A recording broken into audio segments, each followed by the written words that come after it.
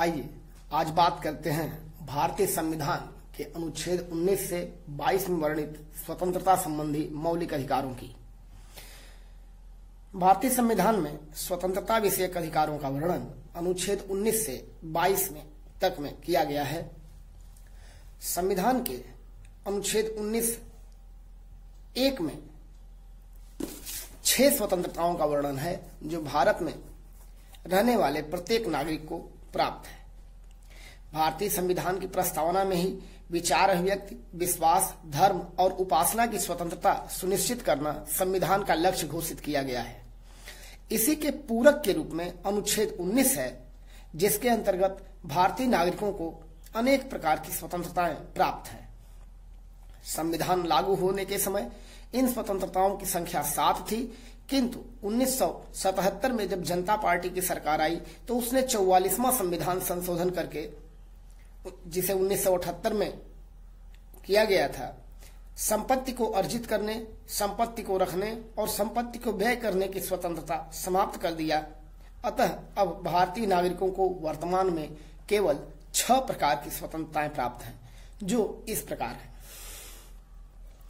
अनुच्छेद 19(1) क वाक अभिव्यक्ति और विचार अभिव्यक्ति की स्वतंत्रता।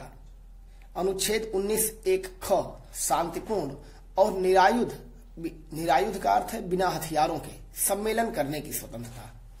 अनुच्छेद 19(1) ग संस्था अथवा संघ बनाने की स्वतंत्रता, आपस में मिल बैठकर मीटिंग करने की स्वतंत्रता।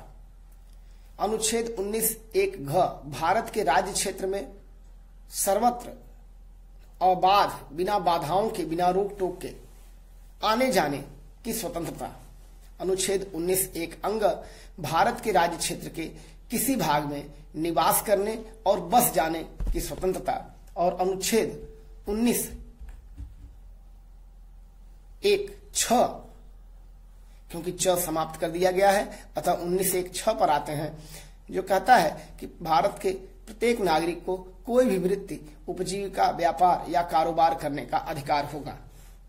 ये 6 प्रकार की स्वतंत्रताएं भारतीय संविधान अपने नागरिकों को प्रदान करता है अनुच्छेद 19(1) के अंतर्गत।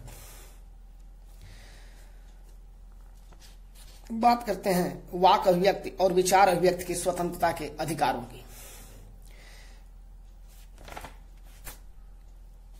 वस्तुतः हमें जो उपरोक्त स्वतंत्रताएं मिली हुई हैं वह असीमित नहीं है। इन पर कतिपय सीमाएं भी संविधान आरोपित करता है। वास्तव में लोकतंत्र का अस्तित्व, सार्थकता एवं भविष्य नागरिकों की सक्रिय सहभागिता पर निर्भर होता है, और यह सहभागिता तभी संभव है जब नागरिकों को अपनी बात कहने या विचारों को प्रकट करने का अधिकार हो। बिना नागरिकों के विचारों तथा आकांक्षाओं को जाने राज्य द्वारा नीतियां बनाने की कल्पना तो केवल स्वेच्छाचारी तंत्र में ही संभव है। लोकतंत्र में यह संभव नहीं हो सकता। इन्हीं कारणों से भारतीय संविधान भी नागरिकों को यह अधिकार देता है कि वे अपने विचारों को प्रकट करें।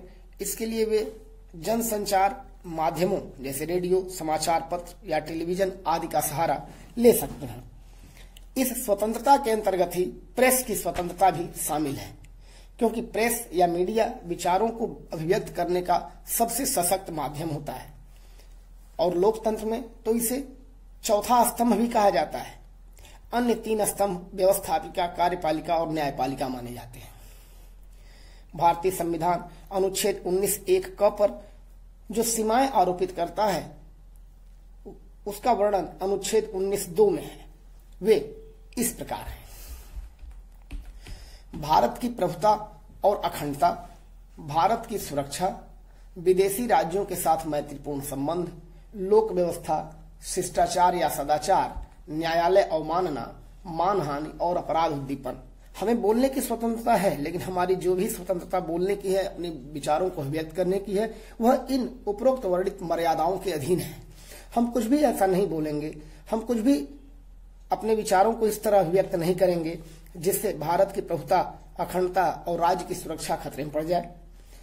हमें कुछ भी ऐसा बोलने की आजादी नहीं है जिससे विदेशी राज्यों के साथ हमारे मैत्रीपूर्ण संबंध खतरे में पड़ जाए, या हमारे बोलने से यदि लोक व्यवस्था, शिष्टाचार या सदाचार को कोई क्षति पहुंचती है तो हमारे बोलने की स्वतंत्रता पर प्रतिबंध लगाया जा सकता है। हमें अपनी बात कहते हुए न्यायालय की अवमानना करने का हक नहीं है। हमें अपने विचारों को व्यक्त करते हुए किसी दूसरे व्यक्ति के सम्मान को क्षति पहुंचाने की स्वतंत्रता नहीं है और हमें ऐसा कुछ भी बोलने की आजादी नहीं है जिससे समाज में अपराधों को प्रोत्साहन मिलता हो। यदि किसी नागरिक द्वारा अपने विचारों को प्रकट करने से इन सीमाओं का उल्लंघन होता है जिनका वर्णन अनुच्छेद 19(2) में किया गया है, तो उस व्यक्ति के बोलने या विचारों को प्रकट करने की स्वतंत्रता पर प्रतिबंध लगाया जा सकता है। अनुच्छेद 19(1) ख जो कहता है कि शांतिपूर्ण और निरायुध बिना हथियारों के सम्मेलन करने की स्वतंत्रता हमें मिली हुई है। अनुच्छेद 19(1) ख के द्वारा भारतीय नागरिकों को जो यह स्वतंत्रता मिली हुई है कि वे बिना हथियारों के और शांतिपूर्ण ढंग से सम्मेलन या सभा कर सकते हैं, वह वस्तुतः विचारों को अभिव्यक्त करने की स्वतंत्रता को सार्थकता प्रदान करने के लिए ही है। वास्तव में हमें अपने विचारों को किसी भी सभा या समूह के समक्ष प्रकट करने की आजादी मिली है। कोई भी नागरिक यह अधिकार रखता है कि वह एक सभा या सम्मेलन बुलाकर अपने समान विचार रखने वालों को एक मंच पर एकत्रित करे और अपने पक्ष में जनमत तैयार करे। इस प्रकार की स्वतंत्रता राजनीतिक अधिकारों की पूरक है। इस स्वतंत्रता पर जो सीमाएं हैं उसका वर्णन अनुच्छेद 19(3) में इस प्रकार है। भारत की प्रभुता और अखंडता तथा लोक व्यवस्था। यदि कोई व्यक्ति सम्मेलन बुलाकर भारत को खंडित करने या उसकी संप्रभुता को चुनौती देने संबंधी कोई कार्य करता है या उसके सम्मेलन से सार्वजनिक व्यवस्था के भंग होने का कोई खतरा है, तो सरकार उस सम्मेलन को रोक सकती है, भले ही वह सम्मेलन शांतिपूर्ण और निरायुध ही क्यों न हो। अनुच्छेद 19(1) ग संगम या संघ बनाने की स्वतंत्रता का अधिकार भारत के प्रत्येक नागरिक को देता है। अनुच्छेद 19(1) ग यह कहता है कि भारत का कोई भी नागरिक एकजुट होकर अपने हितों की रक्षा के लिए कोई भी संघ या संस्था बना सकता है। यह अत्यंत महत्वपूर्ण अधिकार है क्योंकि इसके बिना कोई भी राजनीतिक दल, मजदूर संघ या औद्योगिक संघ और अन्य कोई भी संगठन नहीं बनाया जा सकता। इस स्वतंत्रता पर जो सीमाएं हैं उसका वर्णन अनुच्छेद 19(4) में किया गया है और वह इस प्रकार है। भारत की प्रभुता और अखंडता, लोक व्यवस्था और सदाचार। कोई भी नागरिक संगठन बनाकर भारत की संप्रभुता को न तो चुनौती दे सकता है और न ही भारत की अखंडता को खंडित करने का कोई काम कर सकता है या ऐसी कोई मांग कर सकता है।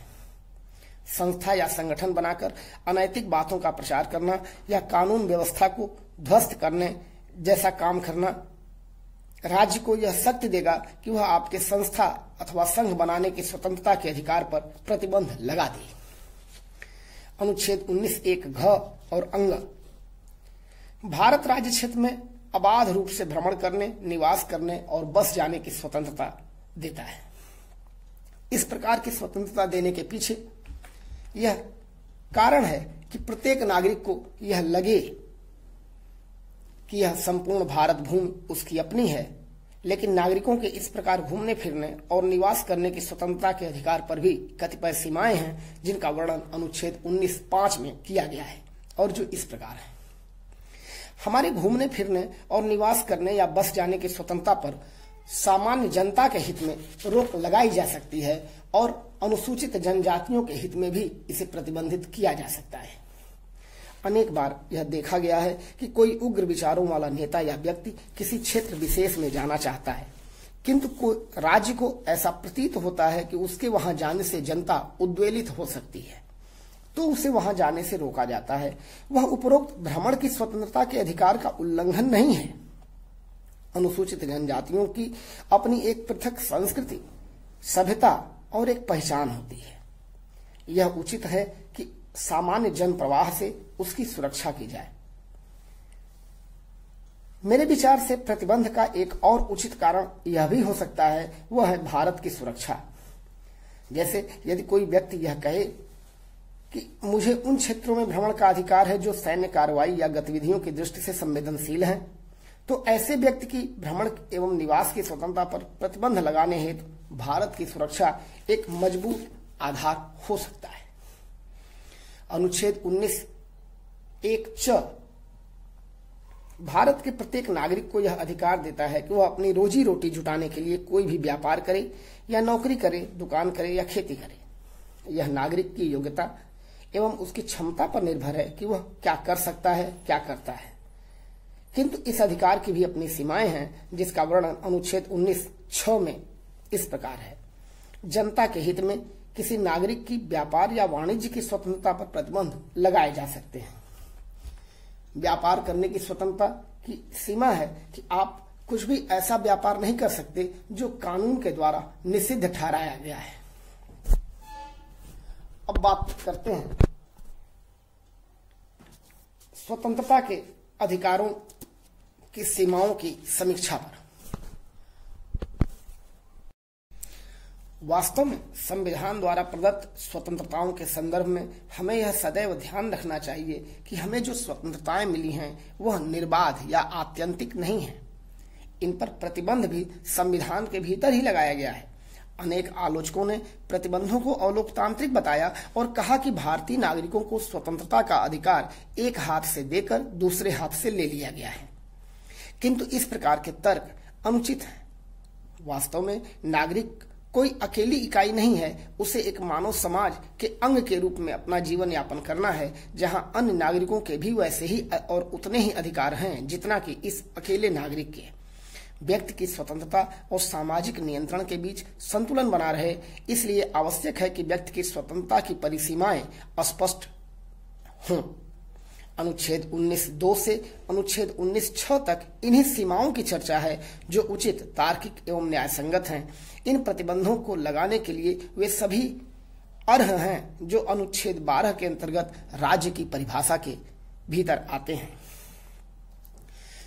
अब बात करते हैं अनुच्छेद 20 की, जो अपराधों के लिए दोष सिद्ध के संबंध में प्रत्येक नागरिक को, भारत में रहने वाले प्रत्येक व्यक्ति को संरक्षण प्रदान करता है। अनुच्छेद 20(1) के अनुसार किसी व्यक्ति को उस समय तक अपराधी नहीं ठहराया जाएगा जब तक कि उसने उस अपराध के समय लागू किसी कानून का उल्लंघन न किया हो। ऐसे व्यक्ति को उस अपराध के लिए वही दंड दिया जाएगा जो उस अपराध के करते समय कानून द्वारा प्रावधानित हो, या कानून के द्वारा जो सुनिश्चित दंड है उससे अधिक दंड उसे नहीं मिलेगा। अनुच्छेद 20(2)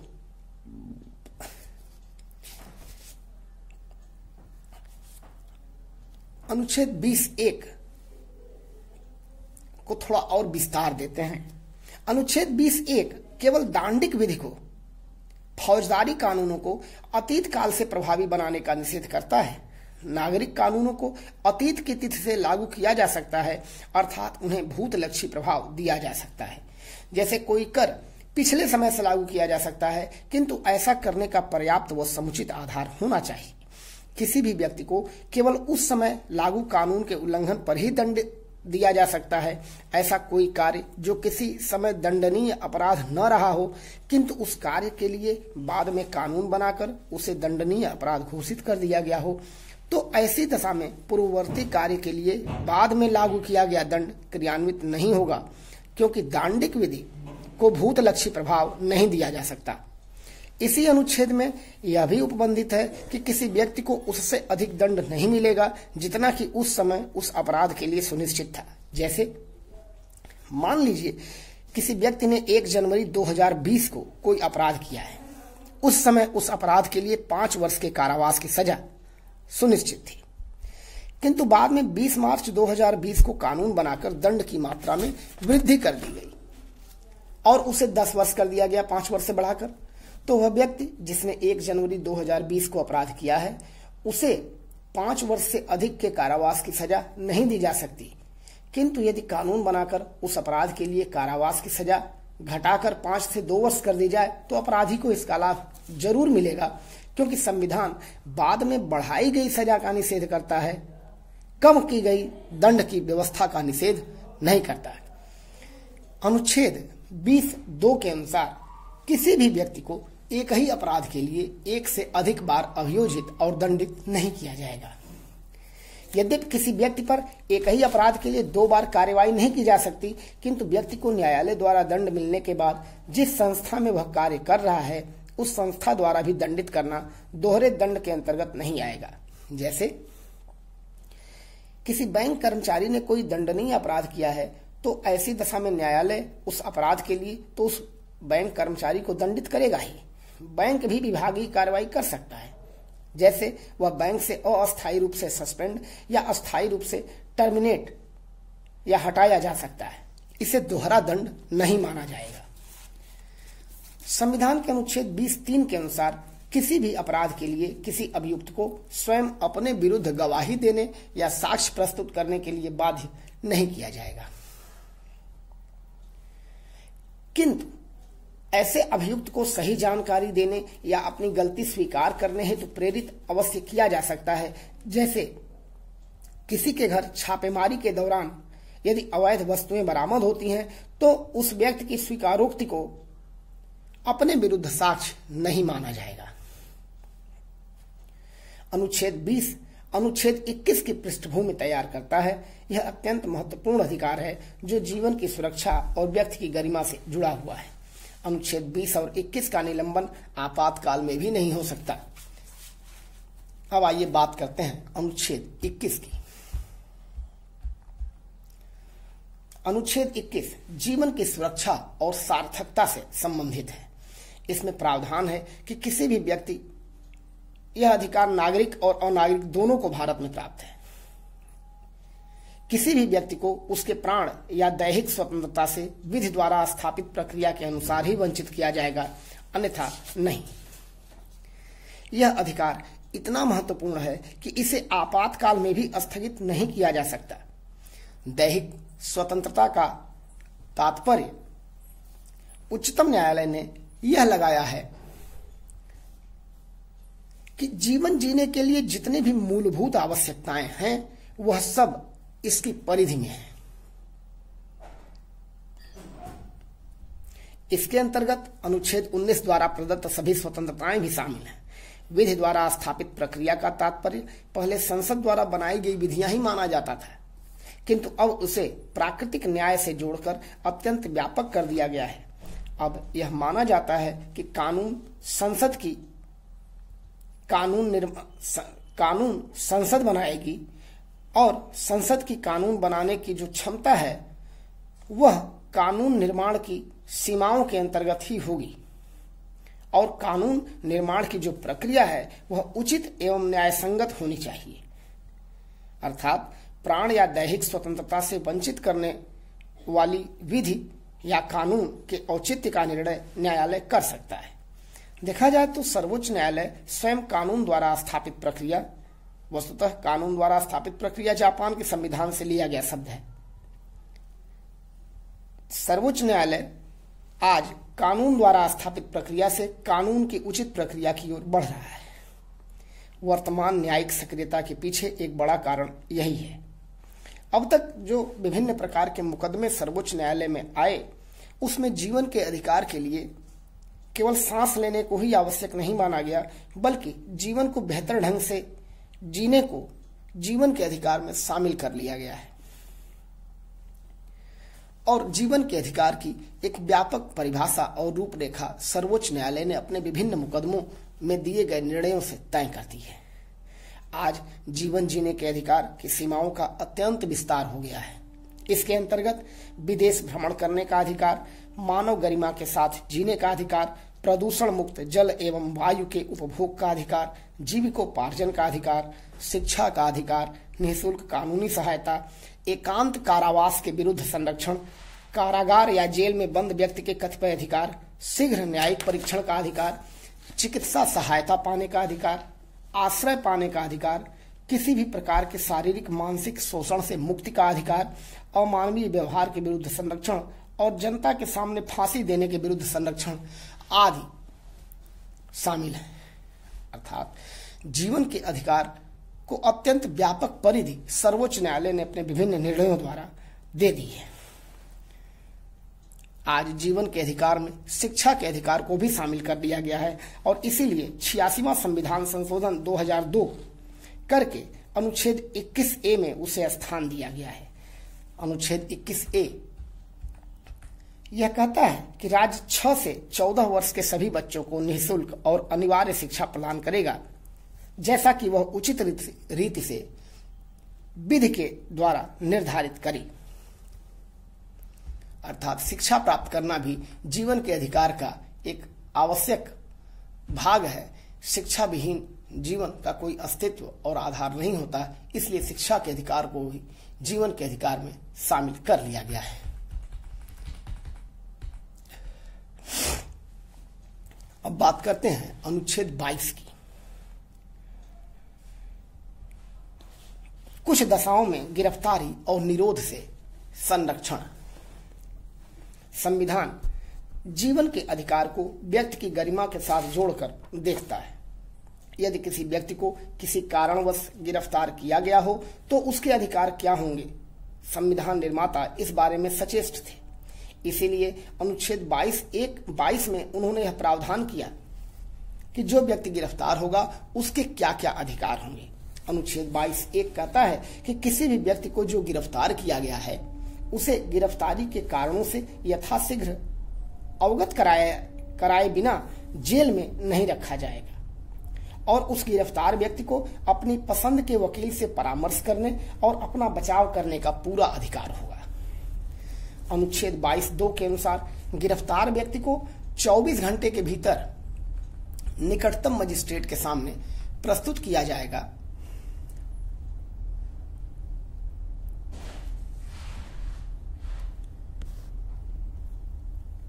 परंतु इस अवधि में वह समय शामिल नहीं है जो गिरफ्तार करने के स्थान से निकटतम मजिस्ट्रेट के न्यायालय तक जाने में लगेगा। यदि पुलिस को ऐसा प्रतीत हो कि उस गिरफ्तार व्यक्ति को अभी कुछ दिन और रोककर पूछताछ करना जरूरी है तो इसके लिए मजिस्ट्रेट की अनुमति लेनी होगी और बिना मजिस्ट्रेट के आदेश के पुलिस ऐसा नहीं कर सकती। अनुच्छेद 22(3) के अनुसार उपरोक्त वर्णित 1 और 2 अर्थात अनुच्छेद 22(1) और 22(2) के तहत गिरफ्तार व्यक्तियों के जो अधिकार बताए गए हैं वह ऐसे व्यक्तियों पर लागू नहीं होंगे जो उस समय किसी शत्रु देश का निवासी हो या जिसे निवारक निरोध कानून के अंतर्गत गिरफ्तार किया गया हो। निवारक निरोध कानून वह है जिसके द्वारा पुलिस को यह अधिकार है कि वह किसी भी ऐसे व्यक्ति को गिरफ्तार कर ले जिसके बारे में यह संदेह है कि वह कोई अपराध कर सकता है। उसे अपराध करने से रोकने हेतु उसकी गिरफ्तारी की जाती है। इसमें व्यक्ति को पुलिस किसी अपराध के आरोप में नहीं वरन केवल संदेह के आधार पर गिरफ्तार करती है।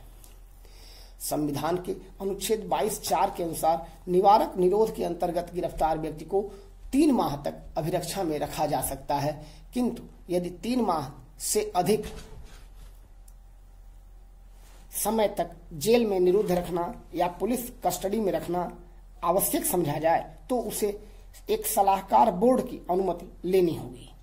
इस सलाहकार बोर्ड में 3 सदस्य होंगे जो या तो उच्च न्यायालय में कार्यरत न्यायाधीश हों या उच्च न्यायालय के पूर्व न्यायाधीश रहे हों या उच्च न्यायालय का न्यायाधीश नियुक्त होने की योग्यता रखते हों। यह सलाहकार बोर्ड ही निर्णय करेगा कि यह जो 3 महीने की समय सीमा है उसे आगे बढ़ाया जाए या नहीं। अनुच्छेद 22(5) के अनुसार सलाहकार बोर्ड की अनुमति लेने के बाद ही निवारक निरोध के अंतर्गत गिरफ्तार व्यक्ति को उसकी गिरफ्तारी के कारणों से अवगत कराया जाएगा और उसे अपनी पसंद के वकील से परामर्श लेने का भी अधिकार होगा। अनुच्छेद 22(6) यह प्रावधान करता है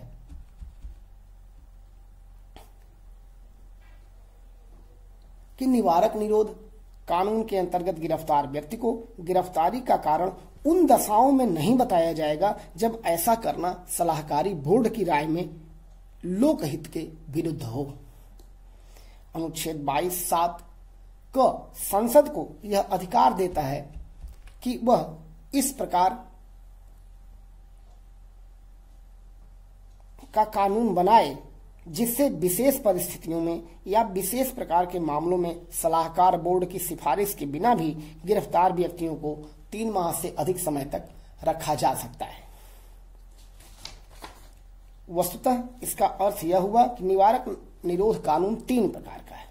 1, 3 माह तक किसी व्यक्ति को सलाहकार बोर्ड की सिफारिश के बिना अभिरक्षा में रख दिया जाए। दूसरा, 3 माह से अधिक की अवधि के लिए किसी व्यक्ति को तभी अभिरक्षा में रखा जाए जब सलाहकारी बोर्ड ने ऐसा करने का आदेश दिया हो। और तीसरा, कुछ विशेष दशाओं में या विशेष प्रकार के मामलों में किसी व्यक्ति को संसद द्वारा पारित कानून के अनुसार 3 माह से अधिक समय तक सलाहकार बोर्ड की सिफारिश के बिना भी निरुद्ध रखा जाए या अभिरक्षा में रखा जाए या पुलिस कस्टडी में रखा जाए। वस्तुतः संविधान निर्माण के दौरान जब इस प्रावधान पर बहस हो रही थी, तभी संविधान सभा के अनेक सदस्यों ने इस प्रावधान की आलोचना की और कहा कि यह भविष्य में तानाशाही का रास्ता प्रशस्त करने वाला प्रावधान है, क्योंकि यह प्रावधान सरकार और प्रशासन को किसी भी व्यक्ति के बारे में व्यक्तिगत निर्णय लेते हुए उसे गिरफ्तार करने का अधिकार देता है। किंतु इस प्रकार के आरोपों को यह कहते हुए ठुकरा दिया गया कि राष्ट्र विरोधी और समाज विरोधी तत्वों से निपटने के लिए यह एक आवश्यक कदम होगा। निवारक निरोध जैसे कानून विश्व के अन्य लोकतांत्रिक देशों ने भी बनाए हैं, जैसे अमेरिका, ब्रिटेन आदि। किंतु भारत में निवारक निरोध कानून और दुनिया के अन्य देशों में बनाए गए इस प्रकार के कानूनों में कुछ भिन्नताएं हैं। जैसे भारत में जो निवारक निरोध का कानून है वह संविधान का ही एक अंग है और इसका वर्णन संविधान के भाग 3 जैसे मौलिक अधिकार वाले अध्याय में किया गया है, जबकि अन्य देशों में ये सामान्य कानून के अंतर्गत रखे गए हैं। और दूसरा अंतर यह है कि भारत के निवारक निरोध कानून का क्रियान्वयन सामान्य समय और आपातकाल दोनों में हो सकता है, जबकि दुनिया के अन्य देशों में इसे केवल आपातकाल में ही लागू किया जा सकता है। भारत में निवारक निरोध कानून केंद्र व राज्य दोनों की कानून निर्माण की शक्ति के अंतर्गत आते हैं। अर्थात निवारक निरोध का कानून हमारे संविधान की 8वीं अनुसूची में समवर्ती सूची के अंतर्गत आता है, जिस पर केंद्र भी कानून बना सकती है और राज्य भी कानून बना सकते हैं। 1950 में प्रथम बार संसद ने निवारक निरोध कानून पारित किया। फिर 1971 में MISA maintenance of internal security act, जिसे मीसा कहा जाता है, 1974 में कोफे पोसा, 1980 में रासुका राष्ट्रीय सुरक्षा कानून NSA, 1985 में टाडा TADA और वाजपेयी सरकार द्वारा पोटा बनाया गया। राज्यों ने भी इस पर कानून बनाए हैं, जैसे महाराष्ट्र ने मकोका और गुजरात ने गुजकोका। ये सारे कानून निवारक निरोध से जुड़े हुए हैं, जो विशेष परिस्थितियों में किसी भी व्यक्ति को संदेह के आधार पर गिरफ्तार करने का राज्य को अधिकार देते हैं। आज भी विभिन्न प्रकार के मुकदमे जो निवारक निरोध कानून से जुड़े हुए हैं वो सर्वोच्च न्यायालय में चल रहे हैं।